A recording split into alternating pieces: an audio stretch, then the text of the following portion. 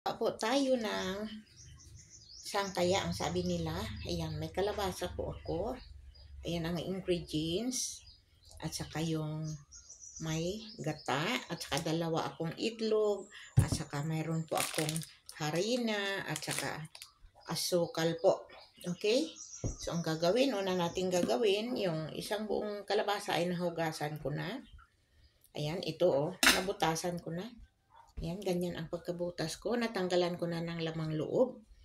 Ayan, pero yan, ganyanin natin yan. Pagkahiwa, Ayan. Paikot natin. Paikot. Then after that, atin siyang tatanggalin. Tanggalin po natin siya. Tika.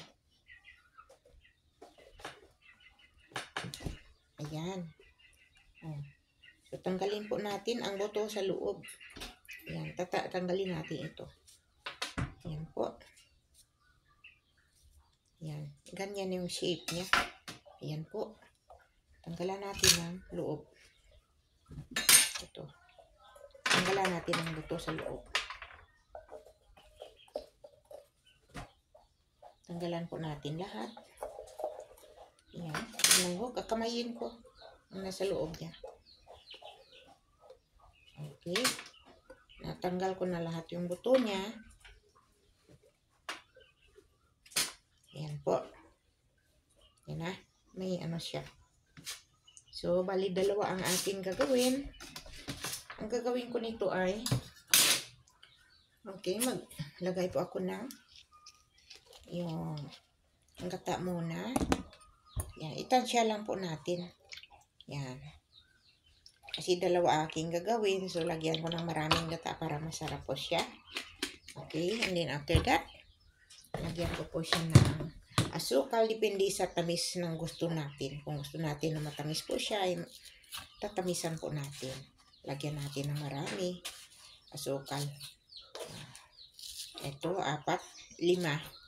Kasi, ayan. So, hindi lagyan natin siya ng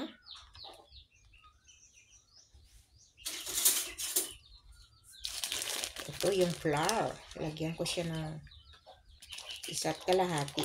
Dahil maliit lang yung aking kalabasa. And then after that, ito, 2 itlog ang ilalagay ko.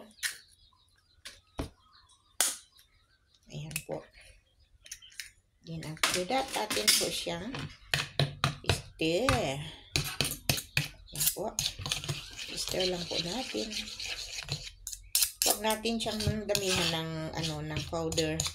Kasi pag damihan natin yung powder ay medyo matigas yung niya, yung nasa loob. So, konti lang. So, 2 lang ang akin nilagay.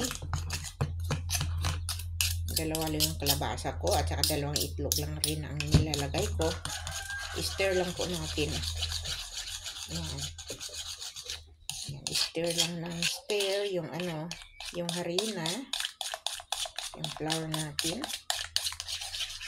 Ayan. At saka asukal hanggang sa ayan.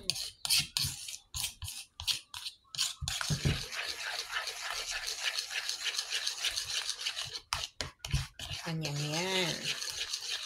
So,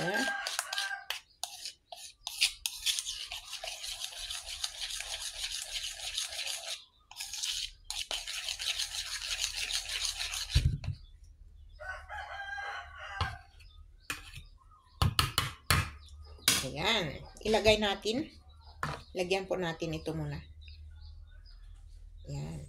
Lagyan natin hanggang sa mapuno po siya. Okay, puno na. Atin na po siyang tatakpan na ganyan. At saka, buo na. Steam natin. Ganyan lang. Masarap po siya. Thank you very much po.